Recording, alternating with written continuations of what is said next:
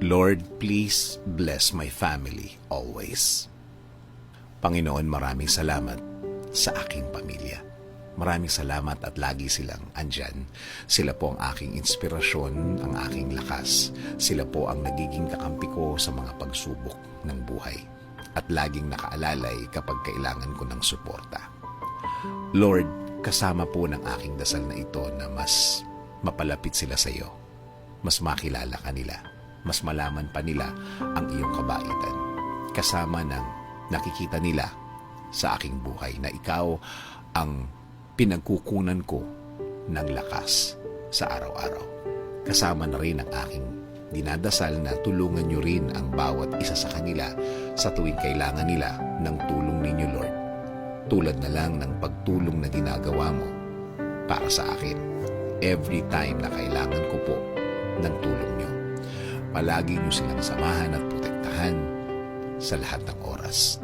Alam ko po na napakadelikado na sa labas at kailangan nila ng proteksyon ninyo sa mga buhay nila, kasama na ang kani-kanilang mga trabaho. Ikaw, Panginoon, ang nakakaalam ng lahat ng kanilang pinagdadaanan. Alam mo kung anong mga pagsubok ang dumadating sa kanila. At alam ko, Lord, na ikaw lang ang makakatulong at makakasuporta sa kanila dahil alam mo ang kani-kanilang mga buhay. Bigyan mo sila ng talino para kanilang magamit sa tuwing may dalahin sila sa kani-kanilang mga buhay.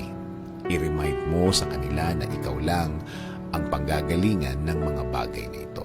Mga tulong na ikaw lang ang makaka-provide. Tulungan niyo rin po ang pamilya kung may pinagdadaanan sa kani-kanilang araw.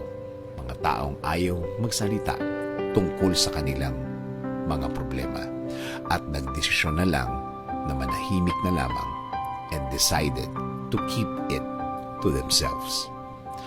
Panginoon, alagaan niyo po ang lahat ng magulang, kapatid at lahat ng miyembro ng pamilyang Pilipino. Patuloy niyo kaming ilayo sa lahat ng uri ng sakit. Ilayo niyo po kami sa lahat ng uri na masama.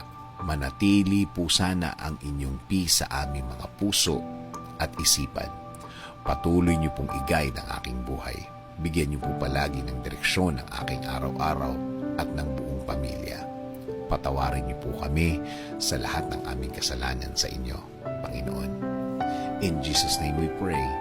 Amen.